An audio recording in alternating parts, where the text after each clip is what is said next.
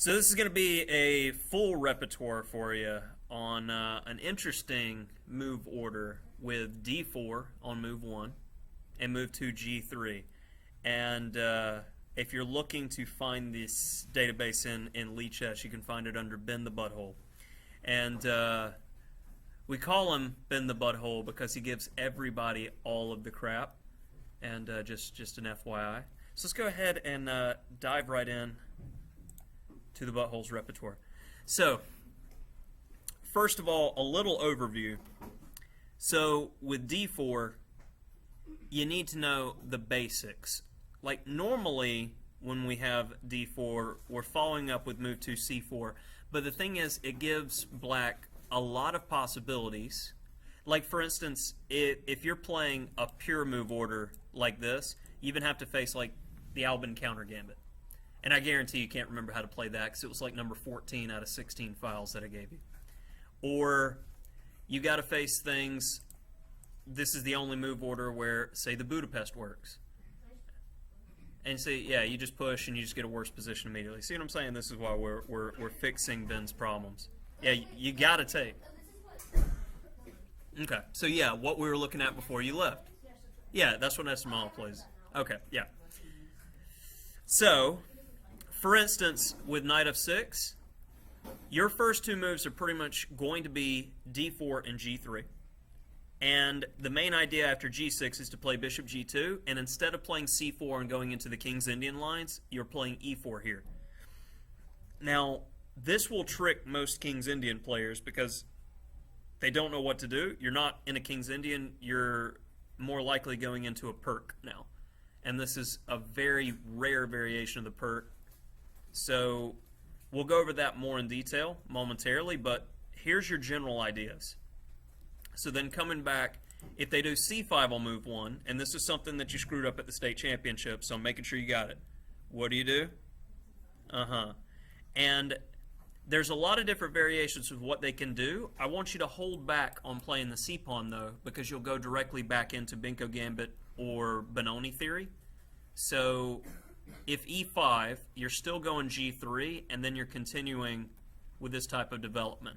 Now, since black is looking at that square, we want control over it, so we have this nice idea with knight h3 to f2, and then you accomplish e4. And it's a reasonable position. This is the type of position that typically in the past, when it locks up, you do pretty well. So why not go directly to it? So then that gets to positions.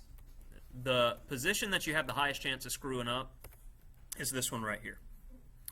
And after I looked at this for a decent amount of time, I feel that the best way to go here, and according to the database as well, is not to allow all this nonsense where if you play like knight f3, he takes, you play, like this scores better for black than it does white.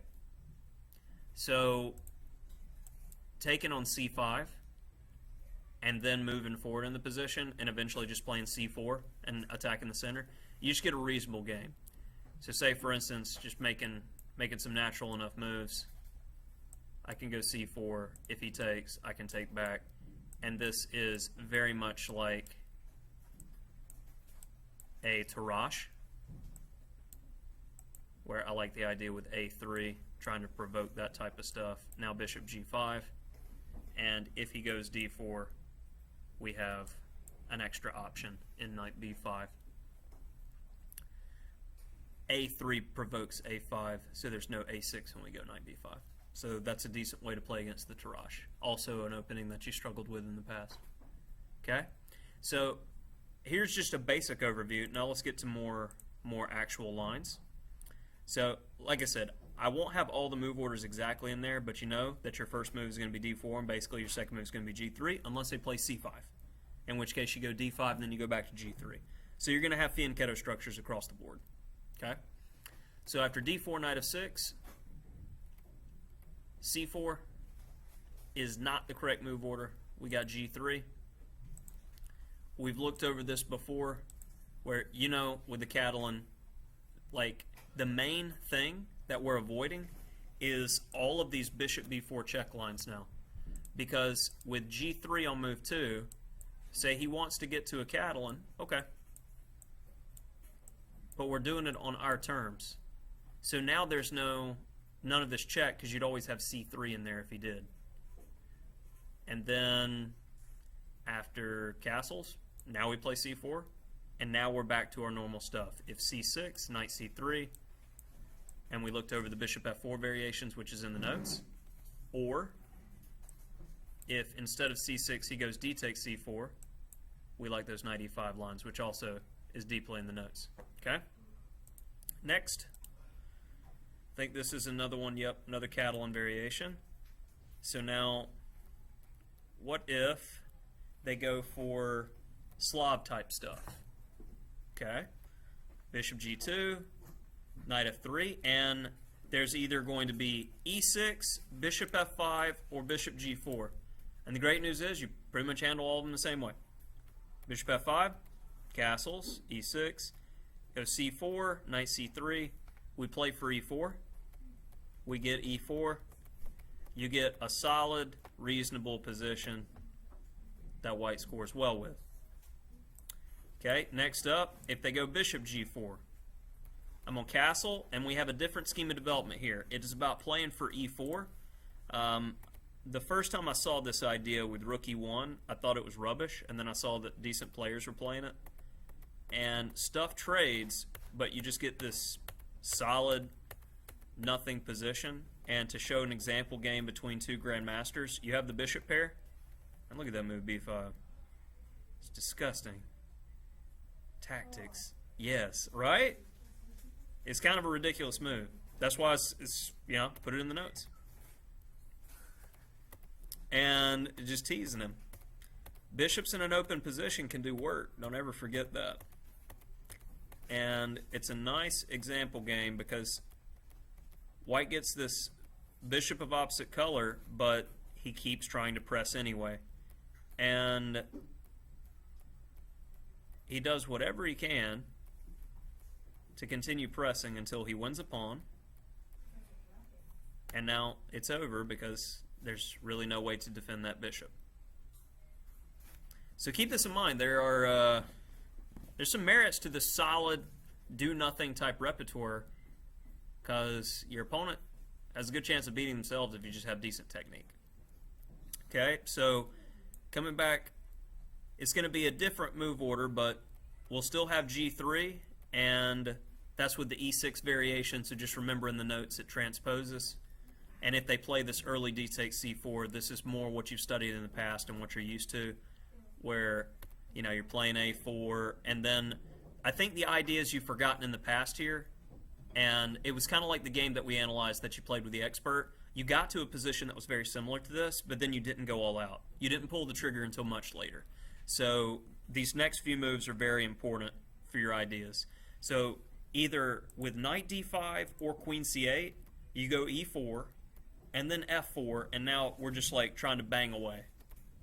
f5, and you know you got moves like knight takes f7, and tactically this game is just like monstrous. But from start to finish, oh my goodness. Hello? Yes, I do. He is on his way. Bye. See, I was able to keep the video going and do my job at the same time. Bonus. So, black's position just kind of fell apart there. And so far we've gotten a little bit of Catalan for you, a little bit of Slav for you. Now next, Tarrasch. And in the past, had problems with the Tarrasch. Now we create positions which are much different. And as we stated in the introduction, this was a completely novel game. We had to play e3. But I didn't have a lot of problems with the development here. I mean, white just kind of grabbed a pawn. He's like, it's mine. Mine. And then you just keep playing. So coming back, if e6, and he tries to slow down to play the Tarrasch, and you've already got this position, you just don't want to allow c takes d4, knight takes, and e5. That's a very important thing. So we play a tricky move here, and this would be one of those memory markers I'd put in there, c4. And like I have, this is directly what's in your lead chess note, a very important move to avoid the idea of c takes e4 and e5. And this will be the exact position that I'll walk up on when Ben's in a tournament. And I'm like, this is what I said to avoid. And Ben's going to be like, I have no memory of this. C takes d4, and now here's the trick. I don't want to take back. I'm going to let it sit there because there's lots of tactics that are looming. So say, for instance, if he grabs the second pawn, I'm threatening queen a4. So he's got to do something like this. I get my pawn back, and this is following a game between two GMs as well, where, you know, it's just about keeping the tension, and the tension favors white. Pretty straightforward stuff. So coming back here, instead of taking the second pawn if knight c6, we want to wait until our knight doesn't have to go to b3. We want to be able to capture. And I really like this line with rook d1. And say if castles, you followed up with an idea like e4, and white clearly has the better of it here. Okay? I think you want to keep the tension too. Don't be too quick to like trade off both pawns. You want to see if black is willing to take and mess up his pawn structure for you. On to the next variation. Now we got some King's Indian defense.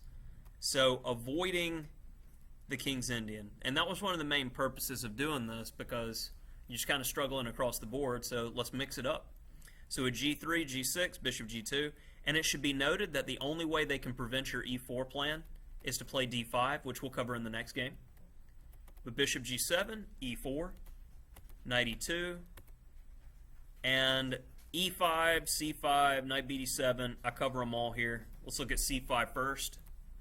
And one of the major memory markers that I want you to have, Ben, is anytime they play any move that prepares b5, you're going to play a4 to stop it. Knight c6, knight de2, you don't want to trade. If you were to trade there, and this is a note for Tyler as well, who likes messing up Sicilians, if you take there, you let your opponent get the open b file to use. Don't do that. It's better to retreat and keep the tension in the position. Rook b8, and now he's prepared b5, right? So we play a4. He's insisting on playing b5. This is an important memory marker. This is the only move in this position where white maintains an edge. Takes, takes. Bishop g5, putting pressure. And overall, we have a line where the entire game, white seems to just continually put pressure on his opponent until he snaps. And then we get this queen versus rook and bishop, which is definitely better for the woman. Alright, so coming back after here, if knight b7, h3, an important move in these structures. Knight c3, now c6, memory marker, prepares b5, so a4.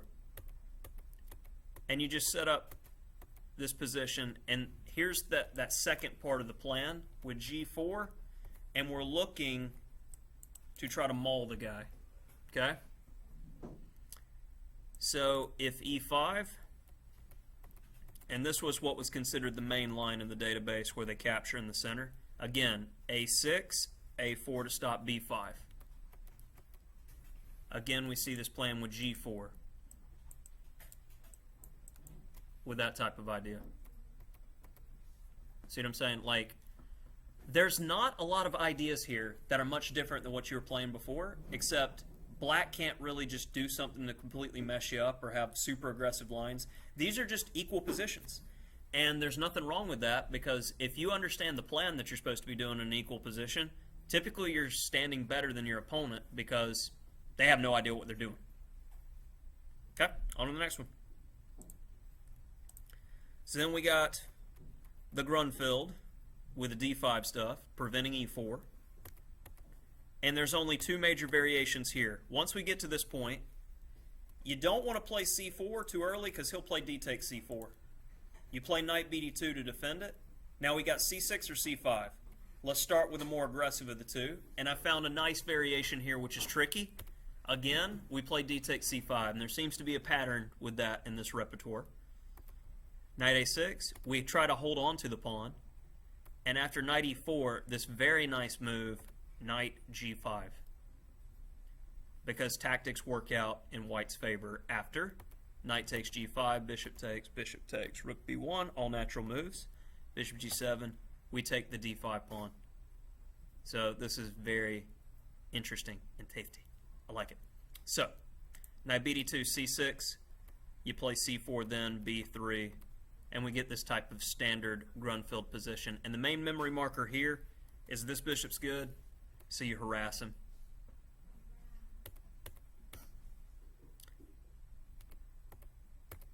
And we place pressure in the position. So, pretty straightforward stuff. Equal again, but tasty. What else we got? Dutch. So, first, we'll start with classical, and I like this knight h3. This is something that Nick immediately goes, well, I haven't seen that. And this is new. So after bishop e7, castles, c4, d6, knight c3. It all looks normal, and Nick's like, yeah, okay. And if queen e8, knight f4, that's a little different. Can't put your queen on the good square now. So then, if you play something like g5 to try to harass me, I'm just going to go to d3, and then I play f4, and that's the key idea, shutting down black's attack. d5, trying to break up the pawns. This doesn't look good for you, Nick. You shouldn't do this against Ben. And we're following actually a game between Karpov and Short from '92. So that's kind of cool. We like Karpov. Yeah. So rolling it back with this knight h3 idea, knight c3. Let's say if he just plays a natural move like a5. Okay, knight f4, e5. You put your knight on d5. And with that knight exchanged, he's not going to have that knight to go to g4 when the queen's over here trying to mate you. So you're safer. That's the key to these plans. This knight h3, f4 idea is pretty good.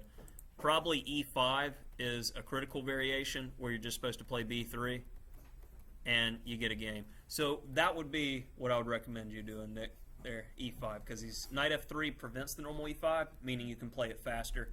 And this position's probably equal. But as you can tell, if somebody doesn't know this line, they can get busted positionally almost immediately. So with the other Dutches, let's say we get to a stone wall. I have these bishops highlighted because those are the ones you want to trade. You want to trade your bishop for his. So regardless of what plan he goes with here, say it's I castle, you can go bishop f4, and then you're looking for king h1, e3, knight c3, rook g1, and use the open file. That's a straightforward way to play against the Stonewall Dutch. The other way is this very slow Karpov type plan. And the first time I saw it, I was like, this is kind of ridiculous, but he's a boss. So b3, and the main idea was to play bishop a3. You could go a4 and then bishop a3 here to get the bishop traded, but Karpov had a better idea. Knight c3, knight a4, knight b2, knight d3, because he wanted to make sure you're not going to play e5, and he wants that square for his knight to cover for the bishop. See, when Karpov was doing stuff like this back 20 years ago, people were just like shaking their head like, how does he do it? Now we're all just like, yeah, we've seen it. But yeah, we've seen these same games, and I'm still amazed by that type of knight maneuver. All right, last, do we have some Leningrad in here? Yeah, we do. G6, knight f3, and key idea is all about stopping e5 when he's prepared it. So like if c6, you go d5. If knight c6, you go d5. If queen e8, you go d5. So you pretty much want to stop e5 with d5, because if you let him, let's say if I just mess around in the position and you let him get this, your knight's getting kicked around, your bishop's going to be shut out of the game in the long term. That's what black is wanting to do. So we're killing the idea by playing d5 and stopping e5 ourselves. Then he has to play a positional game, and it's much better.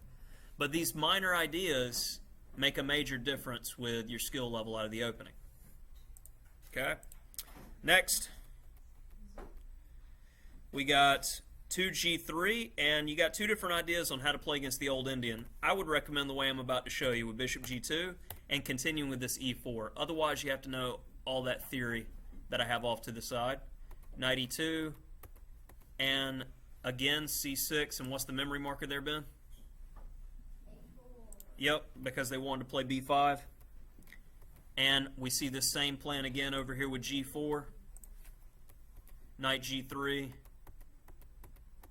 And in this case, he didn't lock it up, so we're not going to play for F4, but we get this type of position. And it's completely fine for white. You comfortable here? Yeah. I'm comfortable here. All right, good. If you said no, I'm just like, I end the video. I quit. I walk out. I stop my job. So, G3, C5. And what's the memory marker here, Ben? D5 anytime we see C5. So if B5, for instance, like you had pretty similar to the state championship, bishop G2 is good. And now this key move A4. Throwing this in here is pretty good here. E4 now. We don't even worry about C4. That knight has a wonderful square there. We don't want to trade. And all the pressure seems to be for white in this type of game. No concerns, nothing to really worry about. He grabs a pawn and goes on to consolidate. So let's say instead of B5, if he goes G6, you don't go C4 because that would go into straight Binko gambit. Bishop G2, and we go back to our E4. That's like the main theme across your entire opening. Knight E2. Anytime we see B5, we come back to this A4 idea. And notice how we're doing the same thing in the first game, controlling key squares. And the knight can dance the dance in certain variations, and once he gets there, he's really freaking annoying. Okay? Next.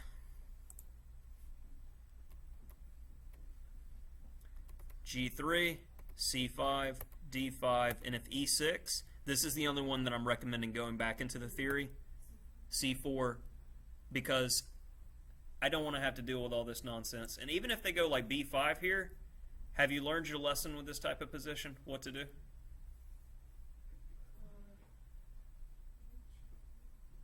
Hey, what was that, Ben? I can't hear because you were kind of mumbling to yourself. Just go Bishop G2.